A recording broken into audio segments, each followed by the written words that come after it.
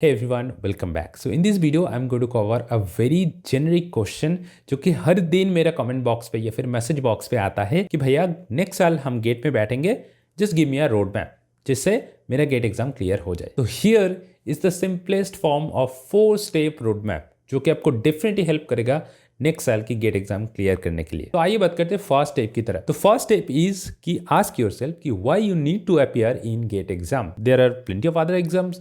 जैसे प्लेसमेंट, आप कॉलेज पे हो तो आप प्लेसमेंट पे तो डेफिनेटली बैठोगे.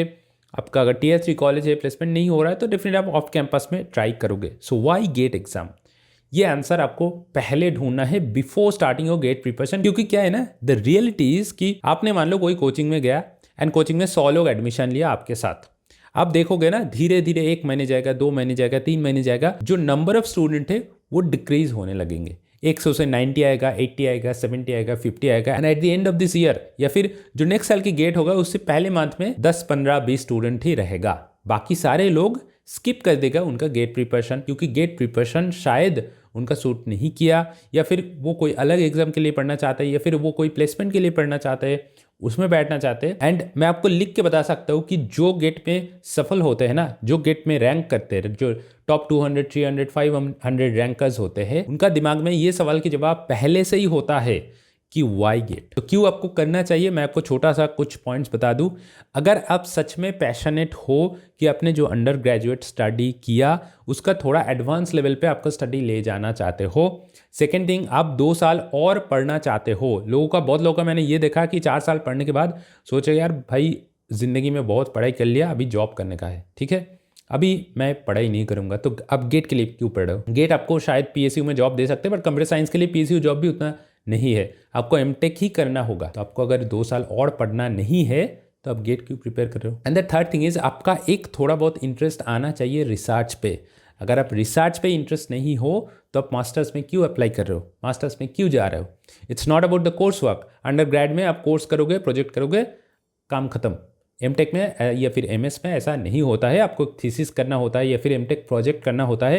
And as long as you can't submit that project और थीसिस, आपका एमटेक डिग्री भी कंप्लीट नहीं होगा. आप प्लेसमेंट में भी नहीं बैठ पाओगे. आपका सीजीपीए ठीक से नहीं आएगा तो आपको कौन जॉब देगा? तो ये सिचुएशन से बचने के लिए आप पहले से ही आपको पूछो कि मेरे को गेट क्यों करना है. And then if you find that answer कि मेरे को इस रीज़न के लिए गेट करना है, एमटेक करना है, गेट में बैठना है, then appear for GATE. Okay, बात करते हैं सेकंड स्टेप की.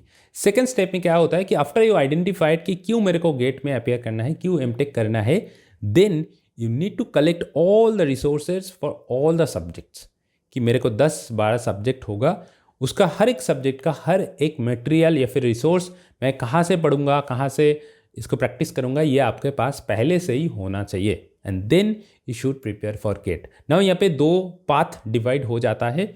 एक है कोचिंग वाला पाथ, एक है नॉन कोचिंग वाला पाथ. तो अगर आप कोचिंग वाला पाथ चूज करोगे तो I wish you all the best, क्योंकि कोचिंग में ये सारी चीज़ आपको प्रोवाइड किया जाएगा. आपको सारे रिसोर्स प्रोवाइड किया जाएगा, आपको वीडियोज़, लेक्चर्स, या फिर ऑफलाइन अगर है तो आपको क्लासेस प्रोवाइड किया जाएगा, मटेरियल प्रोवाइड किया जाएगा, आपको टेस्ट प्रोवाइड किया जाएगा. तो एक जगह पे सारी चीज़ आपको मिल जाता है.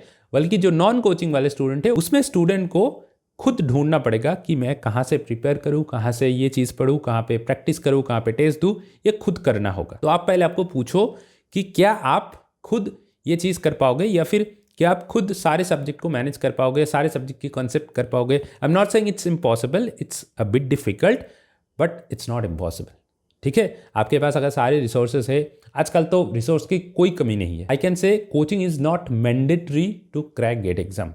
आजकल ऐसा भी रिसोर्सेज है, इतना ज़्यादा रिसोर्सेज है. अभी तो चैट जीपीटी भी आ गया, उससे आपको रिसोर्स भी बता देगा कि आपको कहाँ से पढ़ना है, गेट एग्जाम के लिए स्पेसिफिकली कहाँ से पढ़ना है, कौन सा लेक्चर फॉलो करना है. चैट जीपीटी आपको खुद बता देगा. एंड इसके अलावा टेक्स्ट बुक भी है, आपका कॉलेज का मटेरियल होगा. तो ये सारी चीज़ मिला के ना आप विदाउट कोचिंग भी गेट एग्जाम के लिए प्रिपेयर कर सकते हो. तो पहले आइडेंटिफाई योरसेल्फ कि आपको कोचिंग जाना है या फिर नहीं जाना है, and then you collect all the resources and then start your GATE preparation. नहीं तो क्या होगा कि बाद में आप एक सब्जेक्ट करोगे, उसके बाद दूसरे सब्जेक्ट के लिए आपको ढूंढना पड़ेगा, दोस्त को कॉल करना पड़ेगा, सीनियर को कॉल करना पड़ेगा कि आप कहाँ से किए थे, कहाँ से प्रैक्टिस किए थे. तो that will waste a lot of time. The third thing is enjoy the concept and revise the concept again and again. What does that mean कि आपको पहले एक कॉन्सेप्ट सीखना पड़ेगा and then you need to enjoy that concept. देखो, एक concept सीखने के साथ साथ ना आपको दिमाग में थोड़ा क्वेश्चन पूछना पड़ेगा कि why this things are happening, if I modify this things how the result will be different, if I change that value what will be the output of that part. क्योंकि इसी तरीके से क्वेश्चन गेट एग्जाम में पूछा जाता है। Gate exam में ऐसा स्ट्रेट फॉरवर्ड क्वेश्चन नहीं आता कि भाई क्विक सॉर्ट का कॉम्प्लेक्सिटी क्या होता है। गेट एग्जाम में ऐसे क्वेश्चन आएगा कि क्विक सॉर्ट को अगर हम ऐसे मॉडिफाई करें तो ये कैसे काम करेगा एंड इसका कॉम्प्लेक्सिटी क्या होगा। मेजॉरिटी ऑफ द क्वेश्चंस ऐसे ही आएगा जो कि आपका दिमाग को टेस्ट करेगा। तो इसलिए whatever the things you are studying, make sure you understand everything very very carefully. आपको पूरा चीज़ समझ में आना ज़रूरी है, हर एक चीज़ का। कोई रट्टा मारने की ज़रूरत नहीं है, बाय आर्ट करने की कोई ज़रूरत नहीं है, आपको पूरा चीज़ समझना होगा। Then you should revise all the things, क्योंकि 10-12 सब्जेक्ट्स आपका अगर ब्रांच में है तो इसको याद में रखना is a very difficult task. तो पहला सब्जेक्ट कंप्लीट करो, सेकंड सब्जेक्ट स्टार्ट करो and then you should simultaneously revise the first subject. Third subject पर जाओ, सेकंड सब्जेक्ट को रिवाइज करो as well as first subject को भी थोड़ा थोड़ा करके रिवाइज करो। तो इसीलिए study and revise technique will be very helpful to at least have the concepts on your mind. Mind से कोई कॉन्सेप्ट आपको निकल नहीं जाएगा, तो एग्जाम हॉल में ये बहुत काम पे आएगा। And the fourth thing is practice as much as you can and at the end of your preparation give at least 8 to 10 mock test। ठीक है, तो प्रैक्टिस का मतलब क्या है कि गेट एग्जाम में देखो, एज आई ऑलरेडी सेड, कोई ऐसा स्ट्रेट फॉरवर्ड क्वेश्चन तो नहीं आएगा and most of the questions will be numerical type या फिर एप्लीकेशन ओरिएंटेड टाइप। तो इसीलिए आपको प्रैक्टिस की जरूरत है। प्रैक्टिस आपको कहाँ से करना है? GATE previous year questions. In fact there will be multiple books, there will be multiple resources जिसमें फ्री प्रैक्टिस क्वेश्चंस अवेलेबल है, but I would not recommend. जो गेट की प्रीवियस ईयर क्वेश्चन है ना, ये गेट 23 तक that will be more than enough.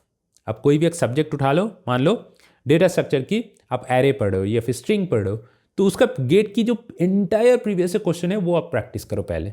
ठीक है, and that will help you to understand how the GATE questions will actually come, what will be the difficulty level of a GATE question. And एक advantage है कि अगर आप कोई previous GATE question को solve करोगे ना, एक चांस पे आपका कॉन्फिडेंस यहाँ से यहाँ तक चले जाएगा and that will definitely help you, कि आपका अंदर में एक सोच आ जाएगा कि हाँ, मैं गेट की तो एक क्वेश्चन सॉल्व कर सकता हूँ। ये कॉन्फिडेंस ना आपको बहुत ज़्यादा हेल्प करता है एंड आपको बहुत आगे भी ले जाते हैं। तो इसीलिए practice only the GATE previous year questions. आपको कोई आलतू फालतू चीज़ प्रैक्टिस करने की कोई ज़रूरत नहीं है। Then you should give the mock test. Mock test को कैसे देना है? जो गेट प्रीवियस ईयर क्वेश्चन है, एंटायर क्वेश्चन को आप मॉक टेस्ट दे सकते हो, या फिर जो आजकल बड़े बड़े लीडिंग कोचिंग इंस्टीट्यूशन है उसका तो मॉक टेस्ट आप नवंबर दिसंबर से अपेयर कर सकते हो। उसमें एटलीस्ट 8 to 10 मॉक टेस्ट अगर आपके पास टाइम है तो डेफिनेटली आप दे दो। एंड आई रिकमेंड कि दिसंबर के अंदर आप सिलेबस कंप्लीट करो। पहले आपको सिलेबस दिसंबर के अंदर ही कंप्लीट करना होगा। जनवरी में आपको, एंटायर जनवरी में आपको पूरा रिवीजन करना होगा। जो 10 सब्जेक्ट आपके है वो पूरा रिवीजन करना होगा, as well as mock test देना होगा। हर मॉक टेस्ट दे दो, एक कोई डाउट आ जाएगा, कोई क्वेश्चन सॉल्व नहीं होगा, तो then go back and again revise that topic, then go on to the second mock test. उसमें भी बहुत सारे डाउट आएगा, बहुत सारे क्वेश्चन आपसे नहीं हो पाएगा, आप गलत करोगे। ये छोटा छोटा गलती आपसे अगर ना हो पाए, इसीलिए ही this is the benefit of giving mock test. इसीलिए ही आपको मॉक टेस्ट देना पड़ रहा है। ठीक है, तो इसीलिए as much mock test as you give, it will increase your confidence, it will reduce the probability of doing a mistakes in your actual GATE exam, and that will increase the probability of getting more marks and getting a very good rank. And अगर आपकी GATE rank अच्छा हो जाए ना, एक IIT में तो आपको सीट डेफिनेटली पक्का हो जाएगा, या फिर ISA पे। एंड आप सोच भी नहीं सकते हो ना कि 2-2.5 साल के बाद आपका लाइफ कहाँ से कहाँ तक जाएगा। मैंने देखा कि ऐसे लोग होते हैं जो Tier 3 बिल्कुल Tier 4 Tier 5 कॉलेज से है, जिसका कॉलेज पे कोई पढ़ाई नाम की चीज़ नहीं होता है, प्लेसमेंट तो बहुत दूर की बात है। वो स्टूडेंट वहाँ से भी IIT में जाते हैं and they transform their life into a new perspective. ये लाइफ आपको अगर चाहिए, लाइफ में कुछ अचीव करना है, कुछ चीज़ हासिल करना है, then prepare for GATE and इसी 4 स्टेप को आप फॉलो करो। आई डेफिनेटली गारंटी कि आप फेल तो नहीं होंगे, आपका एक बहुत अच्छी रैंक मेरे तरफ से गारंटीड है। बस that's it to today's video. अगर अच्छा लगा तो डेफिनेटली लाइक करो एंड शेयर करो अपने दोस्तों के साथ, and also hit the subscribe button, ताकि ऐसे बहुत सारे गेट रिलेटेड वीडियोस आपके पास चले जाए। बस आज की वीडियो इतना ही, and thanks for watching this video.